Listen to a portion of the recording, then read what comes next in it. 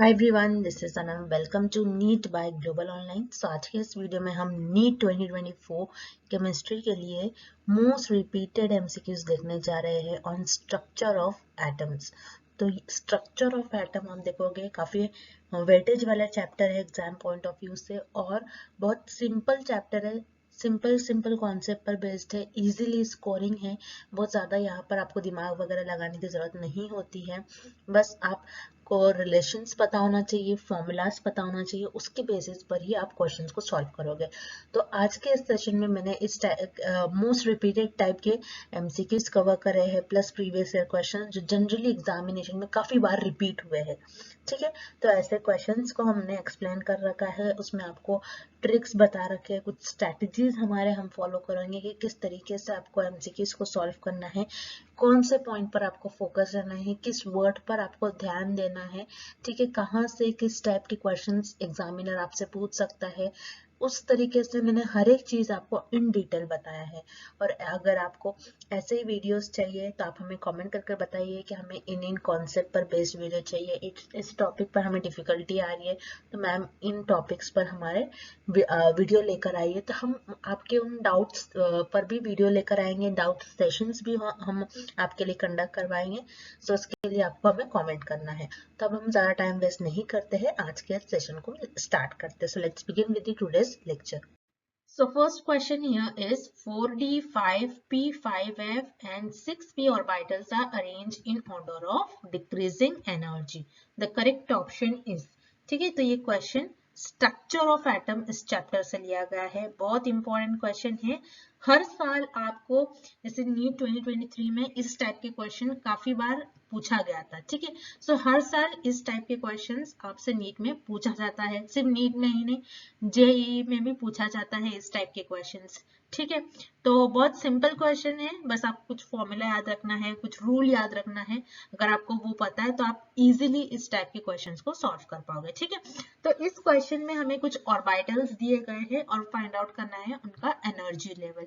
और energy level find out करने के बाद हमें क्या करना है, उन ऑर्बिटल्स को डिक्रीजिंग एनर्जी यानी सबसे ज्यादा से लेकर कम, पहले सबसे ज्यादा फिर उससे कम उससे कम उससे कम।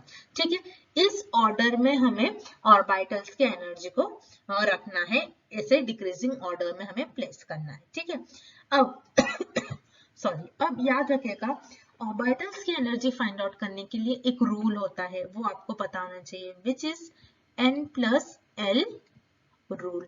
ठीक है, ये रूल होता है n+l रूल। ठीक है, अब ये रूल क्या कहता है, जिसकी n+l वैल्यू ज्यादा होगी उसकी एनर्जी ज्यादा होगी।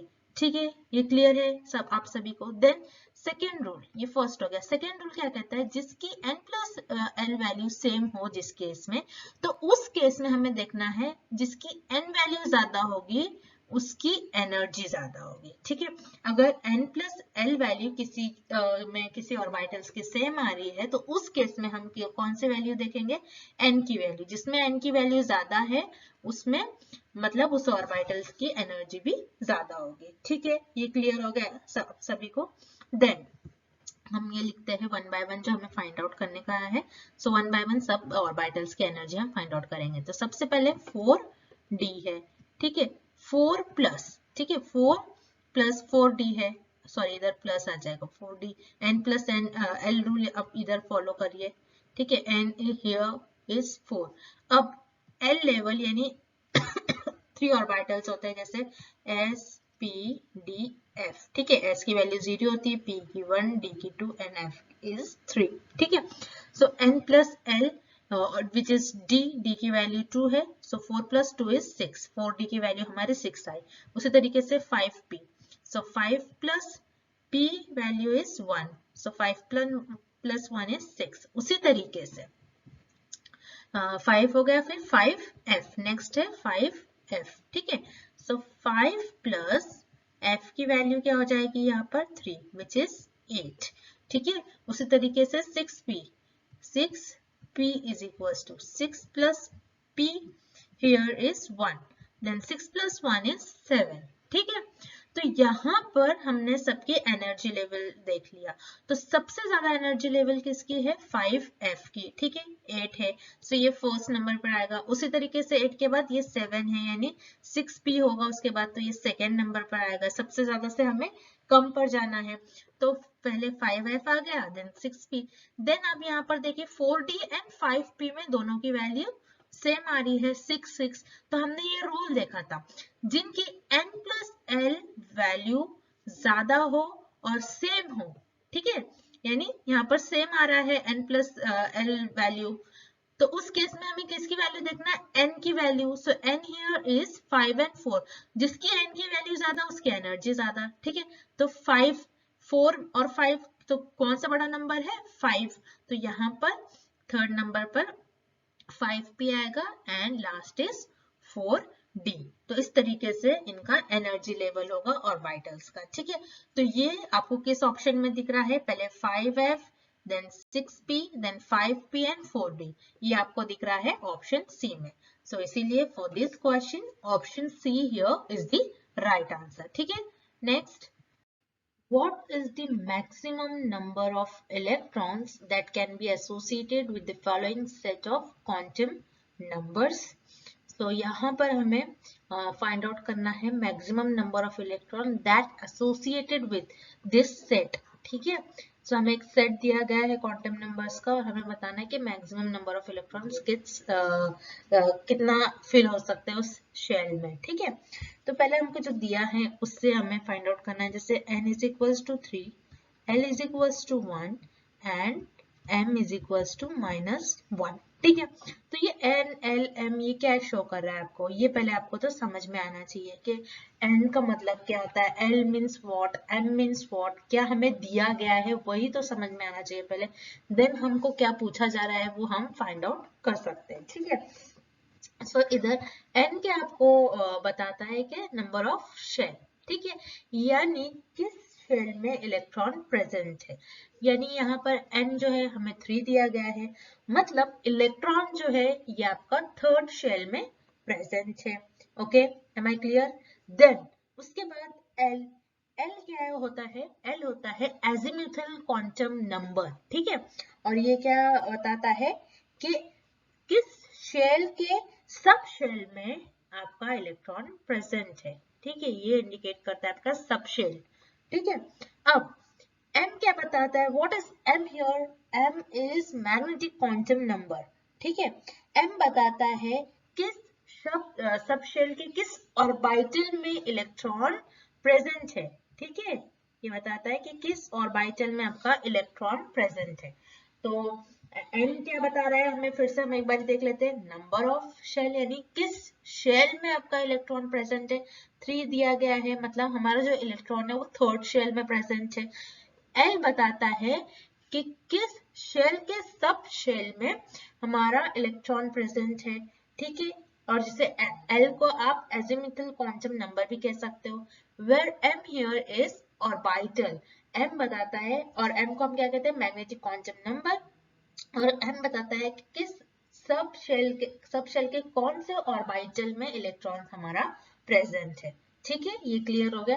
देन नेक्स्ट हमें जैसे कि दे रखा है यहाँ पर n इज 3, ठीक है, n 3 दे रखा है, यानी थर्ड, हमें पता है थर्ड हमारे थर्ड शेल में जो है इलेक्ट्रॉन प्रेजेंट है। l हियर इज 1, हमने देखा था s के लिए 0, s p के लिए 1, मीन्स p ऑर्बिटल में इलेक्ट्रॉन प्रेजेंट है हमारा, ठीक है। सो 3p इस ऑर्बिटल में हमें तो पता है इलेक्ट्रॉन प्रेजेंट है, लेकिन m की वैल्यू जो है इन्होंने यहाँ पर -1 दे रखी। तो पहले तो हम 3p का मतलब क्या होता है? 3p यानी जो 3p के ऑर्बिटल से कुछ इस तरीके से नजर आते हैं, ठीक है, हमने ऑर्बिटल ड्रॉ कर लिया, ठीक है। अब इन्होंने बताया m की वैल्यू जो है -1, सो m की वैल्यू -1 हो सकती है, 0 हो सकती है, +1 हो सकती है, ठीक है। अब जैसे कि 3p, p के 3 ऑर्बिटल्स है, तो मान लीजिए px, py एंड pz, ठीक है। 3p ऑर्बिटल है, p ऑर्बिटल कैसे होते हैं? कुछ इस तरीके से होता है 3p ऑर्बिटल, ठीक है।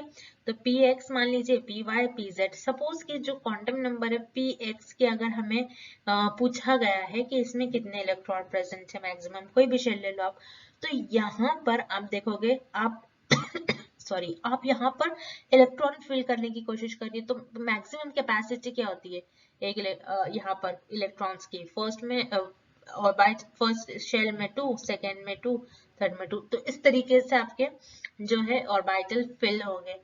तो मान लीजिए px का अगर हमें पूछा है तो यहाँ पर कितने इलेक्ट्रॉन्स फिल हो सकते हैं, मैक्सिमम नंबर ऑफ इलेक्ट्रॉन्स कितने हो सकते हैं इस ऑर्बिटल में, 2। तो इसीलिए यहाँ पर करेक्ट आंसर आपका 2 आएगा। फॉर एग्जाम्पल इन्होंने तो यहाँ पर n, l, n, m की वैल्यू दे रखी है। मान लीजिए ये आपको यहाँ पर इस क्वेश्चन में स्पिन भी देते हैं, स्पिन की वैल्यू प्लस हाफ हो सकती है या फिर माइनस हाफ हो सकती है, दो ही पॉसिबिलिटी है। तो मान लीजिए अगर ये लोग आपको प्लस हाफ देते, ठीक है, हाफ देते, या फिर माइनस हाफ भी अगर लो, या फिर प्लस हाफ भी, अगर प्लस हाफ देते तो इस केस में क्या होता है, -1 एंड प्लस हाफ, तो यहाँ पर एक इलेक्ट्रॉन कैंसिल हो जाता है। तो आपके अगर इस शेल में कोई भी शेल में पूछा जाए तो उस केस में कितना इलेक्ट्रॉन होता है, 1 इलेक्ट्रॉन होता है। ऐसे भी क्वेश्चन पूछा जा सकता है आपको, ठीक है। तो फॉर दिस क्वेश्चन जो हमारा जो हमने एक जो है शेल सपोज करा px शेल में आपके कितने इलेक्ट्रॉन प्रेजेंट है, टोटल 2 इलेक्ट्रॉन्स, ठीक है। तो for this question option be here is the right answer. Next, according to Bohr theory, which of the following transition in the hydrogen atom will give rise to the least energetic photon, ठीक है। तो जैसे कि यहाँ पर हमें according to bore theory आप सभी को पता है, आपने पढ़ा होगा, तो वहां पर हमारा जो एनर्जी लेवल होता है, किस तरीके से इलेक्ट्रॉन्स शेल्स में मूव करते हैं, तो उस तरीके से हमें यहाँ पर क्या पूछा जा रहा है कि लीस्ट एनर्जेटिक प्रोटॉन जो है ये फोटोन होगा, प्रोटॉन नहीं, फोटोन, ठीक है। फोटोन किस शेल में से अगर इलेक्ट्रॉन मूव करता है तो ज्यादा होगा, ठीक है। तो इस तरीके से हमें पूछा गया है। तो जैसे कि आप सभी को पता है शेल्स, ये मान लीजिए ये है लोअर स्टेट हाइड्रोजन एटम, ठीक है, ये बेस लाइन। देन उसके बाद मान लीजिए ये है n is equals to 2, then ये है n is equals to 3, then this is n is equals to 4, this is n is equals to 5 and this is n is equals to 6। तो जैसे कि आप सभी को पता है जैसे जैसे इलेक्ट्रॉन्स जो है हायर स्टेट में जाएंगे तो उनके बीच में जो उनके कॉन्जिक्यूटिव मींस एनर्जी गैप जो है between two consecutive shells with the increase in the n value वो कम होते जाता है। जैसे कि आप देख सकते हो यहाँ पर और कम हो रहा है n5 to n6 में n ऐसे इस तरीके से अप टू n जो है लैम्डा वैल्यू तक, सॉरी इंफिनिटी वैल्यू तक चले जाएगा, ठीक है। तो यहाँ पर जैसे कि आप देख रहे हो अगर आप लोअर स्टेट से आगे आगे जाते हो तो यहाँ पर जो एनर्जी गैप है between two consecutive shell with increase in the value of n की वैल्यू जैसे ही इंक्रीज हो रही है वैसे इन सारे शेल्स के बीच में जो गैप है, जो एनर्जी गैप है वो कम होता जाता है, ठीक है। यानी इलेक्ट्रॉन जैसे एमिट करेंगे in the form of proton, क्योंकि यहाँ पर इलेक्ट्रॉन जो जंप कर रहे हैं ये एमिट करेंगे और ये किस तरीके से एमिट करते हैं in the form of photon. तो उसी तरीके से यहाँ पर जब एनर्जी चेंज होगी तो उसको किस तरीके से मेजर करा जाता है, delta E is equals to hc upon lambda, ठीक है। तो ये होता है हमारा एनर्जी चेंज इन एनर्जी, कितनी कहाँ पर एनर्जी चेंज हो रही है। तो हमें लिस्ट एनर्जेटिक फोटोन पूछा जा रहा है, ठीक है। लिस्ट एनर्जेटिक फोटोन किस केस में होगा, आप जैसे देख सकते हो, आप जनरली आपके जो अगर आपने ये इमेज आपके ब्रेन में भी रखा है तो आपको इजीली इसका क्वेश्चन फाइंड आउट इसका आंसर फाइंड आउट कर सकते हैं इस क्वेश्चन का। इसमें ज्यादा आपको कुछ सॉल्व करने की जरूरत नहीं है, आप बस जैसे कि एक स्टेटमेंट आपको याद रखना है बोस थ्योरी के अकॉर्डिंग, जैसे कि मैं बार बार रिपीट कर रही हूँ, एनर्जी गैप जो है बिटवीन टू कॉन्जिक्यूटिव शेल्स वो कम हो रहा है जैसे जैसे n वैल्यूज बढ़ रही है, ठीक है, ये रिलेशन आपको पता है। तो जैसे n की वैल्यू यहाँ पर सबसे ज्यादा n की वैल्यू क्या है, n इज 6, ठीक है। अगर n 6 से 5 में जंप करता है तो सबसे कम एनर्जी लगेंगी, फोटोन जो रिलीज होगा बहुत लिस्ट मतलब बहुत कम उसमें एनर्जेटिक फोटोन वो रिलीज करेगा। अगर ये n से 1 पर जाएगा तो काफी ज्यादा इलेक्ट्रॉन्स जो है यहाँ पर एमिट होंगे, ठीक है। लेकिन ये n6 से n5 शेल में जाता है तो आप देख सकते हो इनके बीच का एनर्जी गैप काफी कम है। देन उसके बाद यहाँ पर आप देख सकते हो जैसे कि मैंने कहा कि गैप ज्यादा से कम कम होता जाता है। तो n5 से n6 के बीच में जो है गैप काफी कम है। तो यहाँ से अगर हमारा इलेक्ट्रॉन जो है एमिट करेगा, ठीक है, इलेक्ट्रॉन अगर एमिट करेगा in the form of photon तो यहाँ पर इनको बहुत कम एनर्जी लगेगा, ये काफी लिस्ट एनर्जी वाला शेल होगा। तो इसीलिए जब भी इलेक्ट्रॉन ज्यादा से मतलब करीबी शेल में अगर शिफ्ट होता है तो उसमें आपका जो है एनर्जी जो है लिस्ट होगी। तो यहाँ पर जैसे देख सकते हो n6 से n5 में, ठीक है। तो यहाँ पर ऑप्शन सी करेक्ट होगा। ऑप्शन डी जिसे दिया है, अगर आप एग्जाम पॉइंट ऑफ व्यू से अगर आपको इसका क्वेश्चन नहीं आता है तो जैसे कि यहाँ पर उन्होंने ऑप्शन सॉरी यहाँ पर इन्होंने ऑप्शन डी दे रखा है 5 to 5 यानी एक ही शेल में से एक ही शेल जो है ये दे रखा है, इसका कोई मतलब ही नहीं है। तो यहाँ पर ऑप्शन डी आपका कट ही हो जाता है, बस इन 3 ऑप्शंस में से ही आपको गेस करना था answer, which is very easy, ठीक है। तो for this question option see here is the right answer, ठीक है। Next, beryllium 2 plus is isoelectronic with which of the following ions? Again very simple question, ठीक है। सो हमें यहाँ पर क्या फाइंड आउट करने के लिए कहा है, हमें बेरिलियम आयन दे रखा है और हमें फाइंड आउट करना है कि ये आइसोइलेक्ट्रॉनिक है और इनमें से कौन से आयंस के साथ बेरिलियम जो है आइसोइलेक्ट्रॉनिक होगा। आइसोइलेक्ट्रॉनिक मीन्स व्हाट, आइसोइलेक्ट्रॉनिक का मतलब आपको पता होना चाहिए। आइसो मीन्स सेम और इलेक्ट्रॉनिक मीन्स जिसमें सेम नंबर ऑफ इलेक्ट्रॉन्स हो, ठीक है। ऐसा आयन जिसमें बेरिलियम की तरह सेम नंबर ऑफ इलेक्ट्रॉन्स हो वो कौन सा आयन होगा दिए गए ऑप्शंस में से, ठीक है। तो आपको सॉल्व करना है, यहाँ पर बहुत सिंपल है। अगेन बेरिलियम 2 प्लस, ठीक है। तो याद रखिएगा जब भी यहाँ पर सुपरस्क्रिप्ट में कोई भी जो है आपका एलिमेंट हो उसके ऊपर कभी भी उसके सर पर कभी भी पॉजिटिव चार्ज हो, दैट मीन्स वो इलेक्ट्रॉन जो है वो लूज कर रहा है, ठीक है। तो जैसे कि हाइड्रोजन, हीलियम, लिथियम, बेरिलियम, यानी बेरिलियम का एटॉमिक नंबर होता है 4 माइनस। यहाँ पर क्योंकि पॉजिटिव चार्ज क्या होता है कोई भी एलिमेंट पर जब वो इलेक्ट्रॉन लूज करता है, इसलिए हमने यहाँ पर माइनस लिखा, ठीक है। 4 माइनस 2 इज 2 इलेक्ट्रॉन, यानी टोटल इसमें कितने इलेक्ट्रॉन प्रेजेंट है बेरिलियम में।